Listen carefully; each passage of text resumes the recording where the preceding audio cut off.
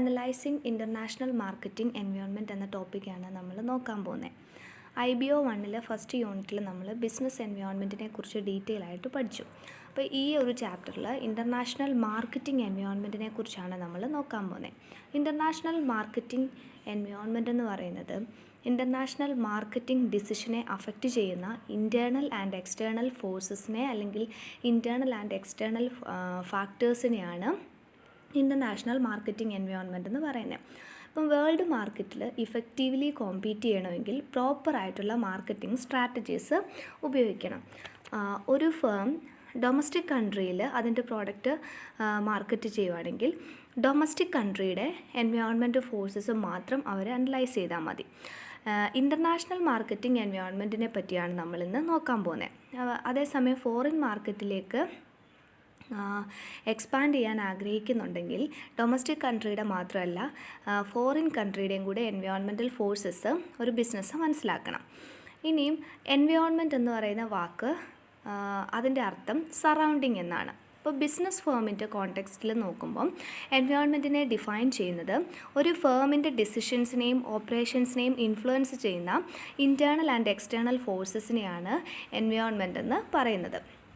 ഇനി external environment എന്ന് പറഞ്ഞാൽ ഫേമിന് പുറത്തുള്ള ഫോഴ്സസ് ആണ്. ഫേമിന് അൺകൺട്രോളബിൾ ആയിട്ടുള്ള ഫോഴ്സസിനെയാണ് എക്സ്റ്റേണൽ എൻവയോൺമെൻറ്റ് എന്ന് പറയുന്നത്. ഇനിയും ഇലമെൻസിനെ നമുക്ക് 5 ഗ്രൂപ്പ്സ് ആയിട്ട് ഡിവൈഡ് ചെയ്യാം. Internal environment, micro environment, domestic environment, foreign environment and global environment. അതിലെ ഫസ്റ്റ് എലമെൻ്റായ ഇൻറ്റേർണൽ എൻവയോൺമെൻറ്റ് എന്താണെന്ന് നോക്കാം. Production, finance, marketing, human resource and research activities ഇതുമായിട്ട് ബന്ധപ്പെട്ടിട്ടുള്ള ഒരു ഫേം എടുക്കുന്ന ഡിസിഷൻസ് ആൻഡ് ബിസിനസ് സ്ട്രാറ്റജിയാണ് ഇൻറ്റേർണൽ എൻവയോൺമെൻറ്റിൽ വരുന്നത്.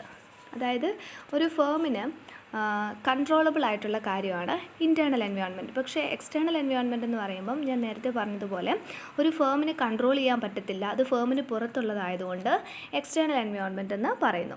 ഇൻറ്റേർണൽ എൻവയോൺമെൻറ്റ് എന്ന് പറയുമ്പം ഒരു ഫേമിന് കൺട്രോളബിൾ ആയിട്ടുള്ള പ്രൊഡക്ഷൻ, ഫിനാൻസ്, മാർക്കറ്റിംഗ് ഇതുമായിട്ട് ബന്ധപ്പെട്ടിട്ടുള്ള ഡിസിഷൻസ് ആൻഡ് സ്ട്രാറ്റജിയാണ് ഇൻറ്റേർണൽ എൻവയോൺമെൻറ്റിൽ വരുന്നത്.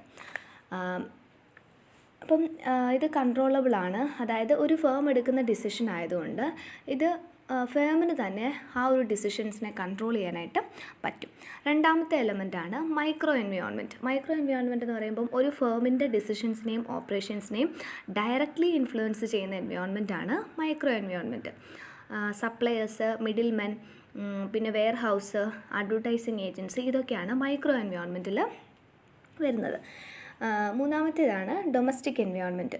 അതെന്ന് പറഞ്ഞാൽ ഒരു ഫേമിന് കൺട്രോൾ ചെയ്യാൻ കഴിയാത്ത ഫോഴ്സസാണ് ഡൊമസ്റ്റിക് എൻവയോൺമെൻറ്റ്. അതായത് ലീഗൽ, പൊളിറ്റിക്കൽ, ഇക്കണോമിക് ഫാക്ടേഴ്സ് ഇതൊക്കെയാണ് ഡൊമസ്റ്റിക് എൻവയോൺമെൻറ്റ് വരുന്നത്. ലീഗൽ ഫാക്ടേഴ്സ് ഒന്നും ഒരു ഫേം നോക്കിയാൽ മാറ്റാൻ പറ്റത്തില്ല. അതുപോലെ തന്നെ പൊളിറ്റിക്കലായിട്ടുള്ള ഫാക്ടേഴ്സ് ഇതൊന്നും ഒരു ഫേം നോക്കിയാൽ മാറ്റാൻ പറ്റത്തില്ല. അതേസമയം ഇൻറ്റേർണൽ ഫോഴ്സസ് ആണ് പ്രൊഡക്ഷൻ, മാർക്കറ്റിംഗ് അതുപോലത്തെയുള്ള കാര്യങ്ങളാണെങ്കിൽ ഒരു ഫേമിൻ്റെ ഉള്ളിൽ തന്നെ തീരുമാനങ്ങൾ എടുക്കാൻ പറ്റുന്നത്. പക്ഷേ ഡൊമസ്റ്റിക് എൻവയോൺമെൻറ്റിലെ പൊളിറ്റിക്കൽ, ഇക്കണോമിക്കൽ ഫാക്ടേഴ്സ് ഒന്നും ഒരിക്കലും ഒരു ഫേമിന് തന്നെ ഡിസിഷൻസ് എടുക്കാൻ പറ്റത്തില്ല. അടുത്ത എൻവയോൺമെൻറ്റാണ് ഫോറിൻ എൻവയോൺമെൻറ്റ്. അതായത് ഫോറിൻ കൺട്രീസിൻ്റെ geographic factors, economic factors, economic conditions, legal forces ഇതൊക്കെയാണ് ഫോറിൻ എൻവയോൺമെൻറ്റിൽ വരുന്നത്. അടുത്ത എൻവയോൺമെൻറ്റാണ് ഗ്ലോബൽ എൻവയോൺമെൻറ്റ്. ഗ്ലോബൽ എൻവയോൺമെൻറ്റ് എന്ന് പറയുമ്പം വേൾഡ് എക്കണോമിക് കണ്ടീഷൻസ്, അതുപോലെ തന്നെ ഇൻ്റർനാഷണൽ എഗ്രിമെൻറ്റ്സ് ആൻഡ് ട്രീറ്റീസ്, അതുപോലെ ഇൻ്റർനാഷണൽ ഫിനാൻഷ്യൽ സിസ്റ്റം ഇങ്ങനെയുള്ള ഫോഴ്സസ് ഉൾക്കൊള്ളുന്ന എൻവയോൺമെൻറ്റാണ് ഗ്ലോബൽ എൻവയോൺമെൻറ്റ്. ഇനി നമ്മൾ നോക്കാൻ പോകുന്നത് components of international marketing environment എന്താണെന്നാണ്. First point geographic environment. അതിൽ പറയുന്നത് ഒരു രാജ്യത്തിൻ്റെ ജോഗ്രഫിക്കൽ ഫീച്ചേഴ്സാണ് ജോഗ്രഫിക്കൽ എൻവയോൺമെൻറ്റിൽ വരുന്നത്. ക്ലൈമറ്റ്, ടോപ്പോഗ്രഫി, നാച്ചുറൽ റിസോഴ്സ്, അവിടുത്തെ പീപ്പിൾ ഇതൊക്കെയാണ് ജോഗ്രഫിക്കൽ എൻവയോൺമെൻറ്റിൽ വരുന്നത്.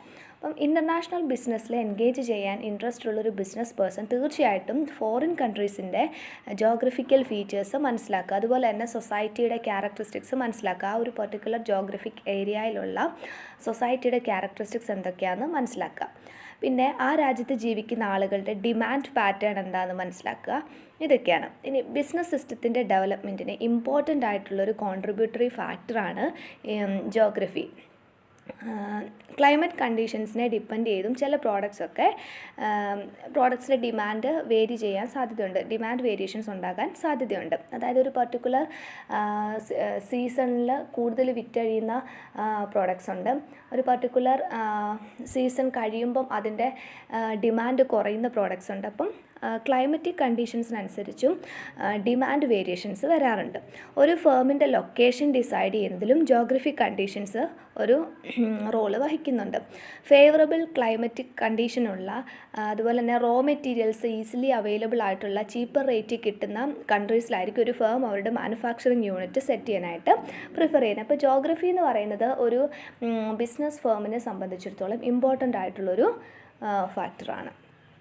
രണ്ടാമത്തേതാണ് ഡെമോഗ്രാഫിക് എൻവയോൺമെൻറ്റ്. ഡെമോഗ്രഫി എന്ന് പറയുമ്പോൾ നമുക്കറിയാം സ്റ്റഡി ഓഫ് പോപ്പുലേഷനും ഒരു സ്ഥലത്തെ പോപ്പുലേഷനെ പറ്റി മാർക്കറ്റേഴ്സ് കീൻലി ഒബ്സർവ് ചെയ്യണം. അതായത് അവിടുത്തെ ഇൻകം ലെവല്, അതുപോലെ തന്നെ size of population, house hold patterns, life style, ഇതൊക്കെ മനസ്സിലാക്കണം. പോപ്പുലേഷൻ എന്ന് പറയുന്നത് ഇമ്പോർട്ടൻ്റ് ആയിട്ടുള്ളൊരു കാര്യമാണ് ഒരു ബിസിനസ്സിനെ സംബന്ധിച്ചിടത്തോളം. അടുത്ത എൻവയോൺമെൻറ്റാണ് എക്കണോമിക് എൻവയോൺമെൻറ്റ്. അതിനകത്ത് പറയുന്നത് ഇൻ്റർനാഷണൽ മാർക്കറ്റിംഗ് ഡിസിഷനെ ഇൻഫ്ലുവൻസ് ചെയ്യുന്ന മേജർ ഫാക്ടറാണ് G D P rate, GNP rate, അതുപോലെ തന്നെ എക്സ്പെൻഡിച്ചർ പാറ്റേൺ. ഇതൊക്കെ ഇമ്പോർട്ടൻ്റ് ആയിട്ടുള്ള ഫാക്ടറാണ്, എക്കണോമിക് ഫാക്ടറാണ്. പിന്നെ ഇൻഫ്ലേഷൻ, ഡിഫ്ലേഷൻ, ഇതെല്ലാം എക്കണോമിക് ഡിസിഷൻസിനെ ഇൻഫ്ലുവൻസ് ചെയ്യാൻ കഴിയുന്ന ഫാക്ടേഴ്സാണ്. അടുത്ത എൻവയോൺമെൻറ്റാണ് ടെക്നോളജിക്കൽ എൻവയോൺമെൻറ്റ്. ടെക്നോളജിക്കൽ എൻവയോൺമെൻറ്റ് എന്ന് പറയുമ്പം industrial and commercial objective achieve ചെയ്യാൻ വേണ്ടി ഒരു ഫേം ഉപയോഗിക്കുന്ന മെത്തേഡ്സ്, അതിന് വേണ്ടിയിട്ട് ഉപയോഗിക്കുന്ന മെറ്റീരിയൽസ്, ടെക്നിക്സ്, ഇതൊക്കെയാണ് ടെക്നോളജി എന്ന് പറയുന്ന ഒരു ടേമിൽ വരുന്നത്. അപ്പോൾ ഇപ്പം കമ്പ്യൂട്ടറൈസ്ഡ് ഗ്ലോബൽ ഇൻഫർമേഷൻ സിസ്റ്റം, അത് ഗ്ലോബൽ പ്രൊഡക്ഷൻ ആൻഡ് ഡിസ്ട്രിബ്യൂഷൻ ലോജിസ്റ്റിക്സിനെ എക്സ്പാൻഡ് ചെയ്യാൻ സഹായിച്ചൊരു കാര്യമാണ്. അപ്പോൾ അതായത് ആ ഒരു ടെക്നോളജിയുടെ അഡ്വാൻസ്മെൻറ്റ് കൊണ്ട് കുറച്ച് ഗുണങ്ങൾ ഒരു ഫേമിന് ഉണ്ടായിട്ടുണ്ട്. ടെക്നോളജിക്കൽ അഡ്വാൻസ്മെൻറ്റ് ഒരു പരിധി വരെ ഗ്ലോബൽ ട്രേഡിനെ ബൂസ്റ്റ് ചെയ്യാൻ സഹായിച്ചിട്ടുള്ള കാര്യമാണ്. അപ്പം ടെക്നോളജിക്കലായിട്ടുള്ള ഫാക്ടേഴ്സും അനലൈസ് ചെയ്യണം. അടുത്ത ഫാക്ടറാണ് സോഷ്യൽ ആൻഡ് കൾച്ചറൽ എൻവയോൺമെൻറ്റ്. അതിൽ പറയുന്നത് social and cultural factors market സെഗ്മെൻറ്റേഷനും അതുപോലെ തന്നെ മാർക്കറ്റ് ഡിമാൻഡ് പാറ്റേണിനെ ഫിക്സ് ചെയ്യാൻ സഹായിക്കുന്ന കാര്യമാണ്. സോഷ്യൽ കൾച്ചറൽ എൻവയോൺമെൻറ്റ് എന്ന് പറയുമ്പം attitude, behavioural pattern, values and beliefs, life style, പിന്നെ ട്രഡീഷൻസ്, കസ്റ്റംസ്, റിച്വൽസ്, ഇതൊക്കെ ഒരു ബിസിനസ്സിനെ സംബന്ധിച്ചിടത്തോളം ഇമ്പോർട്ടൻ്റ് ആയിട്ടുള്ള കാര്യമാണ്. അതൊക്കെയാണ് സോഷ്യൽ ആൻഡ് കൾച്ചറൽ എൻവയോൺമെൻറ്റിൽ വരുന്നത്. ഒരു രാജ്യത്ത് ബിസിനസ് ഓപ്പറേഷൻസ് അല്ലെങ്കിൽ മാർക്കറ്റിംഗ് നടത്താൻ ഉദ്ദേശിക്കുന്നുണ്ടെങ്കിൽ അവിടുത്തെ സോഷ്യോ കൾച്ചറൽ എലമെൻറ്റ്സ് എല്ലാം നന്നായിട്ട് മനസ്സിലാക്കണം. ഇപ്പം ഒരു രാജ്യത്തെ കസ്റ്റംസിനെതിരായിട്ടുള്ള പ്രോഡക്റ്റ്സാണ് നമ്മളവിടെ മാർക്കറ്റ് ചെയ്യാൻ ഉദ്ദേശിക്കുന്നതെങ്കിൽ അട്ടർ ഫ്ലോപ്പ് ആയിരിക്കും. അതുകൊണ്ട് തന്നെ അവിടുത്തെ സോഷ്യൽ കൾച്ചറൽ എൻവയോൺമെൻറ്റിനെ കുറിച്ച് ഒരു ബിസിനസ് പേഴ്സൺ നന്നായിട്ട് പഠിക്കണം. അടുത്ത പോയിൻ്റാണ് political and legal environment. Political environment എന്ന് പറയുമ്പോൾ ഗവൺമെൻറ്റിൻ്റെ പോളിസീസ് അതുപോലെ തന്നെ ഗവൺമെൻറ്റിൻ്റെ പ്രാക്ടീസൊക്കെയാണ്.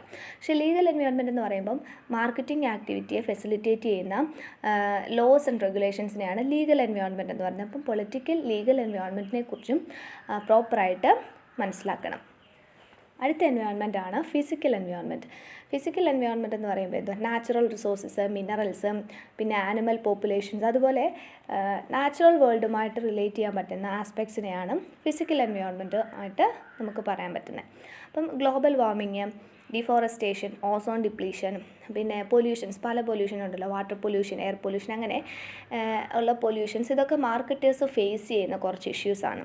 ഒരു എക്സാമ്പിൾ പറയുകയാണെങ്കിൽ ഇപ്പം steel companies and public utility companies environmental friendly ആയിട്ടുള്ള ഫ്യൂവൽസിലും അതുപോലെ തന്നെ പൊല്യൂഷൻ കൺട്രോൾ എക്യുപ്മെൻറ്റ്സിലും കൂടുതൽ പണം അല്ലെങ്കിൽ ഫണ്ട് ഇൻവെസ്റ്റ് ചെയ്യേണ്ടതായിട്ട് വന്നു. അതൊക്കെ അവരെ സംബന്ധിച്ചിടത്തോളം, ബിസിനസ് പേഴ്സണെ സംബന്ധിച്ചിടത്തോളം കൂടുതൽ എക്സ്പെൻസീവാണ്. അതുപോലെ തന്നെ ഓട്ടോമൊബൈൽ ഇൻഡസ്ട്രീസ് എക്സ്പെൻസീവ് ആയിട്ടുള്ള എമിഷൻ കൺട്രോൾ സിസ്റ്റം ഇൻട്രൊഡ്യൂസ് ചെയ്യേണ്ടി വന്നു. അപ്പം ഫിസിക്കൽ വേൾഡിൽ ഒരു പ്രോബ്ലം ഉണ്ടാകാത്ത തരത്തിൽ വേണം ഒരു ബിസിനസ് അതിൻ്റെ പ്രവർത്തനങ്ങൾ മുന്നോട്ട് കൊണ്ടുപോകാൻ. അടുത്ത എൻവയോൺമെൻ്റ് ആണ് ഇക്കോളജിക്കൽ എൻവയോൺമെൻറ്റ്. അതിനകത്ത് പറയുന്നത് പ്ലാന്റ്സ്, ആനിമൽസ്, പീപ്പിൾ ഇതിൻ്റെയൊക്കെ ഒരു സറൗണ്ടിങ്സിനാണ് നമ്മൾ ഇക്കോളജി എന്ന് പറയുന്നത്. ഇതൊക്കെ ഉൾക്കൊള്ളുന്ന അതിൻ്റെ ചുറ്റുപാടിനെയാണ് നമ്മൾ ഇക്കോളജി എന്ന് പറയുന്നത്. അപ്പം ഫ്യൂച്ചർ ജനറേഷന് ഹാംഫുൾ ആകാത്ത രീതിയിൽ ഉള്ള ഡെവലപ്മെൻറ്റിനെ സപ്പോർട്ട് ചെയ്യുക, പ്രൊമോട്ട് ചെയ്യുക. അപ്പം നാച്ചുറൽ റിസോഴ്സസിനെ ഓവർ എക്സ്പ്ലോയിറ്റ് ചെയ്യാത്ത രീതിയിലായിരിക്കണം മാർക്കറ്റേഴ്സ് അവരുടെ ഓപ്പറേഷൻസ് നടത്തേണ്ടത്. ഈ യൂണിറ്റിലെ ലാസ്റ്റ് പോർഷനാണ് ഇംപ്ലിക്കേഷൻസ് ഓഫ് എൻവയോൺമെൻറ്റൽ ഫാക്ടേഴ്സ്. അതിൽ ഫസ്റ്റ് പോയിൻ്റ് പറഞ്ഞിരിക്കുന്നത് പല ഗവൺമെൻറ്റും ഫോറിൻ എൻ്റർപ്രൈസിനോട് എടുക്കുന്ന ആറ്റിറ്റ്യൂഡ്, അവരുടെ ആറ്റിറ്റ്യൂഡ് അല്ലെങ്കിൽ അവരെടുക്കുന്ന പോളിസീസ് ഡിഫറെൻ്റ് ആയിരിക്കും. ഈ പോളിസീസ് ഒരു പക്ഷേ, അതായത് ആ ഗവൺമെൻറ് എടുക്കുന്ന ആ ഒരു ഗവൺമെൻറ് ഫോറിൻ എൻ്റർപ്രൈസിനോട് എടുക്കുന്ന ഒരു പോളിസി അല്ലെങ്കിൽ ആറ്റിറ്റ്യൂഡ് എന്ന് പറയുന്നത് ഒരു പക്ഷേ അത് ബിസിനസ് ഫേമിനൊരു ഇൻസെൻറ്റീവ് ആകാം, അല്ലെങ്കിൽ അതൊരു ബാരിയർ ആകാം. ഓപ്പറേഷൻസിനെ നെഗറ്റീവായോ പോസിറ്റീവായിട്ടോ അഫക്റ്റ് ചെയ്യാം. രണ്ടാമത്തേതാണ് ഇപ്പം ഓരോ കൺട്രീസിനും പല social, cultural and technical environment ആയിരിക്കും ഉണ്ടാകുന്നത്. ഇപ്പം ഓരോ കൺട്രീസിനും ഡിഫറെൻ്റ് ആയിട്ടുള്ള കൾച്ചേഴ്സ്, ഡിഫറെൻ്റ് ആയിട്ടുള്ള സോഷ്യൽ പാറ്റേൺ, അതുപോലെ തന്നെ ടെക്നോളജിക്കൽ എൻവയോൺമെൻ്റ് ആയിരിക്കും ഉള്ളത്. അപ്പം എല്ലായിടത്തും ഒരേ മാർക്കറ്റിംഗ് സ്ട്രാറ്റജി ഉപയോഗിക്കാൻ പറ്റത്തില്ല. അപ്പം മാർക്കറ്റിംഗ് സ്ട്രാറ്റജിയുടെ സ്യൂട്ടബിലിറ്റി അല്ലെങ്കിൽ ഇഫക്റ്റീവ്നെസ് വേരി ചെയ്തുകൊണ്ടിരിക്കും. അതാണ് രണ്ടാമത്തെ പോയിന്റ് പറഞ്ഞേക്കുന്നത്. മൂന്നാമത്തേതാണ് ഓരോ മാർക്കറ്റിലും കോമ്പറ്റീഷൻ സ്ട്രെങ്ത്തും നേച്ചറും ഡിഫറെൻ്റ് ആയിരിക്കും. അതായത് സോഷ്യോ കൾച്ചറൽ എൻവയോൺമെൻറ്റ് മാറുന്നത് പോലെ തന്നെ കോമ്പറ്റീഷൻ ആണെങ്കിലും ആ ഒരു മാർക്കറ്റിൻ്റെ നേച്ചർ ആണെങ്കിലും ഡിഫറെൻ്റ് ആയിരിക്കും. ഇതൊരു ഫേമിൻ്റെ കോമ്പറ്റേറ്റീവ് അഡ്വാൻറ്റേജിനെയും ഓരോ രാജ്യത്തിൻ്റെ സിറ്റുവേഷൻസിനനുസരിച്ച് ഡിസൈറബിൾ സ്ട്രാറ്റജി കൊണ്ടുവരിക എന്നൊരു പോയിൻ്റാണ് ബിസിനസ് പേഴ്സണ് കൊടുക്കുന്നത്. ഇതൊക്കെയാണ് ഇംപ്ലിക്കേഷൻസ് ഓഫ് എൻവയോൺമെൻറ്റൽ ഫാക്ടേഴ്സിൽ പറയുന്നത്. ഈ ചാപ്റ്ററിൽ നമ്മൾ മാർക്കറ്റിംഗ് എൻവയോൺമെൻറ്റിനെ കുറിച്ചാണ് പഠിച്ചത്. ഈ ക്ലാസ്സുകൾ നിങ്ങൾക്ക് പ്രയോജനപ്പെട്ടെങ്കിൽ ലൈക്ക് ചെയ്യുക, ഷെയർ ചെയ്യുക, സബ്സ്ക്രൈബ് ചെയ്തിട്ടില്ലാത്തവർ സബ്സ്ക്രൈബ് ചെയ്യുക. അടുത്ത വീഡിയോയിൽ കാണാം.